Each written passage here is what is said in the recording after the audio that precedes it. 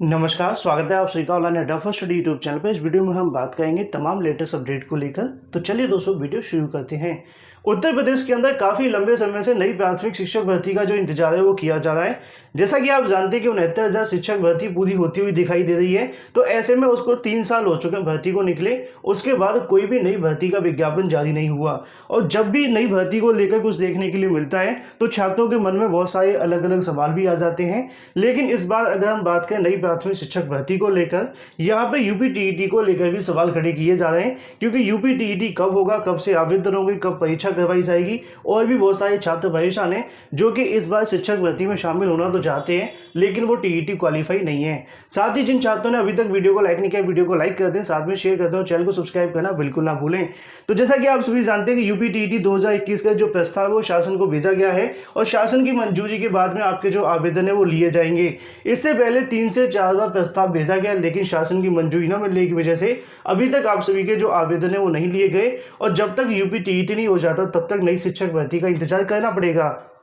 लेकिन जैसे जैसे अभी यहाँ पे और भी चीज़ें देखने के लिए मिल रही हैं तो उसी क्रम में यूपी टीईटी को लेकर भी यहाँ पे जानकारी देखने के लिए मिल जाती है कि जल्दी आप सभी का नोटिफिकेशन जारी होगा, साथ में आपके जो आवेदन शुरू होंगे उसकी भी जानकारी आप सभी को देखने के लिए मिल जाती है। यूपी टीईटी एग्जाम डेट को लेकर जल्द जारी किया जा सकता है नोटिफिकेशन। कब होगी परीक्षा इसके बारे में यहाँ पे आप सभी को जानकारी देखने के लिए मिल जाएगी। यूपी टीईटी एग्जाम डेट के बारे में जैसा कि आप सभी देख पा रहे हैं, कोरोना वायरस के संक्रमण के चलते कई परीक्षाएं स्थगित हो चुकी हैं, कुछ परीक्षाएं में देरी भी हो रही है। ठीक इसी तरह अगर बात करें उत्तर प्रदेश शिक्षक पात्रता परीक्षा को लेकर भी देखने के लिए मिल रहा है, अभी तक परीक्षा नहीं हो सकती। लेकिन जैसे जैसे कोरोना खत्म हुआ, जैसे जैसे कोरोना के केसेस खत्म हुए, उसके बाद से कई परीक्षाओं के आयोजन हो रहे हैं। तो ऐसे में यूपी टीईटी को लेकर भी प्रस्ताव सचिव के माध्यम से भेजा गया, जिसमें यूपी टीईटी के आवेदन पहले 15 जून को लेने की जानकारी दी गई। शासन की मंजूरी न मिलने के बाद ये मामला और लटक गया। फिर एक बार फिर से उनकी तरफ से यहाँ पे जो आवेदन को लेकर पीएनबी की तरफ से एक और प्रस्ताव बना करके भेजा गया है, जिसमें यहाँ पे आप सभी को जानकारी देखने के लिए मिल जाएगी कब आप सभी की जो परीक्षा है वो करवाई जाएगी। गौरतलब है कि इससे पहले बताया जा रहा था कि 11 मई को आप सभी की परीक्षा हो सकती है, मतलब आपका नोटिफिकेशन जारी हो सकता है, 25 जुलाई को आपकी जो परीक्षा है वो करवा ली जाएगी। लेकिन अब ऐसे में अगर देखें यहाँ पे एग्जाम रेगुलेटरी अथॉरिटी मतलब कि पीएनबी से मिली जानकारी के अनुसार सरकार को जो प्रस्ताव भेजा है, ऐसा माना जा रहा है कि 15 जुलाई से ऑनलाइन रजिस्ट्रेशन शुरू करवा दिए जाएंगे। तो 15 जुलाई की जानकारी आप सभी के सामने देखने के लिए मिल रही है कि आवेदन शुरू होने की संभावना है। अब सवाल यहाँ पे पूछा जाता है कि सर परीक्षा कब तक देखने के लिए मिलेगी। तो आवेदन करने का सिर्फ 15 से 16 दिन का ही समय दिया जाता है यूपी टीईटी के अंदर, और उसके बाद में आप सभी की जो परीक्षा की तैयारियां वो शुरू कर दी जाती हैं। तो ऐसा हो सकता है कि 15 जुलाई से अगर आपके आवेदन लिए जाएं तो यहाँ पे आपकी जो परीक्षा होगी अगस्त में अंत में या फिर सितंबर के प्रथम सप्ताह के अंदर आयोजित करवाई जा सकती है, जैसा कि आप सभी यहाँ पर देख पा रहे हैं। लेकिन सवाल वही है कि जब तक शासन की तरफ से मंजूरी नहीं आ जाती तब तक इंतजार करना पड़ेगा। अब ऐसे में शासन की तरफ से कई प्रस्तावों को मंजूरी मिल भी गई है, तो उम्मीद है कि जल्द पीएनबी सचिव के इस प्रस्ताव को भी मंजूरी मिलेगी। और अगर 15 या 16 जुलाई से आवेदन शुरू होते हैं तो आपकी जो परीक्षा है वो जल्द करवा ली जाएगी, और जितनी जल्द परीक्षा होगी उतना ही जल्दी आपको नई प्राथमिक शिक्षक भर्ती का विज्ञापन देखने के लिए मिलेगा। तो ऐसे में 16 जुलाई के आसपास आपके जो आवेदन है वो शुरू करवाए जा सकते हैं अगर प्रस्ताव को मंजूरी मिलती है, और उसके बाद में आगे की प्रक्रिया आपको देखने के लिए मिलेगी। लेकिन अगर हम बात करें अपनी अगली अपडेट के बारे में जो कि संबंधित है 70,000 प्राथमिक शिक्षक भर्ती को लेकर, जैसा कि आप सभी जानते हैं कि लगभग 51,000 पद खाली हैं। ऐसी जानकारी सुप्रीम कोर्ट में सरकार के माध्यम से दी गई थी, और भी अलग अलग भर्तियों के अंदर भी पद खाली रह गए थे। शासन के बहुत सारे मामले देखने के लिए मिलते हैं जहाँ पर फर्जी शिक्षकों को निकाला जाता है, या फिर सेवानिवृत्त से भी यहाँ पर जो पद हैं वो खाली होते हैं। तो पदों की संख्या तो इससे ज़्यादा आने की संभावना है अगर सरकार यहाँ पर डाटा मांगती है। तो ऐसे में जानकारी देखने के लिए मिली है कि जल्द ही नई प्राथमिक शिक्षक भर्ती का जो विज्ञापन है वो जारी किया जाएगा। चयनित शिक्षकों की जो जानकारी है वो मांगी गई है। बेसिक शिक्षा परिषद की अगर बात करें 1.13 लाख के समथिंग प्राथमिक स्कूलों में पिछले 4 सालों से चयनित सहायक अध्यापकों की सूचना मांगी गई है। सचिव प्रताप सिंह बघेल ने 22 जून को सभी बेसिक शिक्षा अधिकारियों को पत्र लिख के अप्रैल 2017 से अब तक के चयनितों की सूचना तत्काल भेजने को कहा है। सरकार अपनी उपलब्धियों की रिपोर्ट तैयार कर रही है, उसके लिए सूचनाएं मांगी जा रही हैं। मुख्यमंत्री योगी चयन संस्थाओं के साथ में जल्द बैठक करने जा रहे हैं, उससे पूरी रिपोर्ट की कहीं न कहीं जानकारी आप सभी के सामने मिल जाएगी और वहाँ पर बैठक के अंदर भेजी जाएगी। और ऐसे में नीचे आप सभी देख पा रहे हैं कि मुख्यमंत्री बैठक करके नियुक्ति प्रक्रिया को तेज चेंज करने की जो बात है वो करेंगे। बेसिक शिक्षा परिषद के सर्वाधिक अगर बात करें 1,08,000 से अधिक शिक्षकों को नौकरियां दी गई हैं। लेकिन जो सबसे मेन चीज़ है वो आप यहाँ पे देख सकते हैं कि नई भर्ती की चर्चाएं भी शुरू कर दी गई हैं। माना जा रहा है कि मुख्यमंत्री चयन संस्थाओं के मुखिया के साथ में बैठक करते हुए नियुक्तियों की समीक्षा के साथ साथ नई भर्ती शुरू करने के जो निर्देश हैं वो दे सकते हैं। चुनावी साल होने के कारण अधिक से अधिक बेरोजगारों को संतुष्ट करने की दिशा में काम शुरू होगा। वर्तमान में प्राथमिक स्कूलों के अंदर लगभग 70,000 से अधिक जो पद है वो खाली हैं। निःशुल्क एवं अनिवार्य बाल शिक्षा अधिकार के अधिनियम के अनुमानक के अनुसार हम देखें तो लगभग यहाँ पर संख्या आप सभी के सामने 1.4 लाख के समथिंग देखने के लिए मिल जाती है। तो ऐसे में जैसा कि आप सभी देख पा रहे हैं कि नई प्राथमिक शिक्षक भर्ती को लेकर चर्चाएं शुरू हो गई हैं, लेकिन जमीनी स्तर पर कब तक होगा इसका इंतजार है, क्योंकि सरकार की तरफ से या फिर समाचार पत्रों की तरफ से पिछले 4 सालों से हमें बहुत सारी नौकरियां दे दी हैं और बहुत सारे लोगों को नियुक्ति पत्र दे दिए हैं। लेकिन जब तक विज्ञापन पीएनपी की तरफ से जारी नहीं हो जाता तब तक आप सभी को संघर्ष जारी रखना पड़ेगा।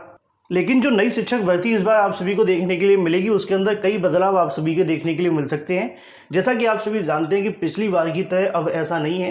पहले जो यूपीटीईटी के सर्टिफिकेट पुराने हो जाते थे, अभ्यर्थी बाहर हो जाते थे या फिर यूपीटीईटी क्वालिफाई भी नहीं कर पाते थे, दोबारा से उनको देना पड़ता था। अब ऐसे में आप सभी जानते हैं कि लगभग 20 लाख सर्टिफिकेट यहाँ पर बहाल कर दिए गए हैं। अगर उसमें से 4 से 5 लाख भी कॉम्पिटिशन के अंदर आ जाते हैं तो अंदाज़ा लगा के चलिए कि 10 से 11 लाख पहले से आवेदन थे, 4-5 लाख और बढ़ के 15 लाख के समथिंग आवेदन होने की संभावना है। इस बार अगर यूपीटीईटी होगा 2.5 लाख और बढ़ सकते हैं। तो ऐसे में इस बार की जो शिक्षक भर्ती होने वाली है उसके अंदर कंपटीशन बहुत ज़्यादा आपको देखने के लिए मिलेगा, क्योंकि जो पुराने सर्टिफिकेट वैलिड किए गए हैं उनसे भी बेनिफिट होगा। इस बार फिर से यूपी टेट होगा और पिछले 2 साल से यूपी टेट हो रहा है, उनके भी छात्र इसके अंदर आवेदन करेंगे। तो बीएड बीटीसी शिक्षा मित्रों के साथ साथ इसके अलावा जैसा कि आप सभी जानते हैं कि एक मामला आपको और देखने के लिए मिल जाता है, वो संबंधित हो जाता है एनआईओएस से डीलेड करने वाले अभ्यर्थियों का। जैसा कि आप जानते हैं कि एनसीटीई ने तो वैलिड कर दिया है, लेकिन हो सकता है कि उनको भी इसके अंदर शामिल कर दिया जाए एनसीटीई के मानकों के आधार पर। तो यहाँ से तमाम चीज़ें आप सभी को देखने के लिए मिलेंगी। इस बार की प्राथमिक शिक्षक भर्ती का जो विज्ञापन आने की संभावना है वो यूपीटीईटी के बाद ही है। यूपीटीईटी अगर आपका सितंबर में हो जाता है तो अक्टूबर के बाद विज्ञापन जारी कर दिया जाएगा, ऐसी संभावना है। वहीं दूसरी तरफ बात करें अपनी अगली अपडेट को लेकर, जो कि संबंधित है 69,000 की थर्ड काउंसलिंग के बारे में। काफ़ी लंबे समय से छात्रों ने थर्ड काउंसलिंग को लेकर धरना प्रदर्शन दिया, बहुत सारी मांगें रखी गई। अब ऐसे में अंत में उनका जो इंतजार है वो समाप्त हो गया, क्योंकि शासन की तरफ से शेड्यूल जारी कर दिया गया कि आपकी जो काउंसलिंग है वो करवाई जाएगी, जो कि 1 हफ्ते पहले आप सभी को बता दिया गया। लेकिन अब ऐसे में आप सभी जानते हैं कि जब से काउंसलिंग को लेकर शेड्यूल जारी हुआ, 22,000 छात्रों के माध्यम से कहना है कि मतलब 22,000 सीटों वाले छात्रों के माध्यम से कहना है कि यहाँ पे इन सीटों को जोड़कर भर्ती करवाई जाए।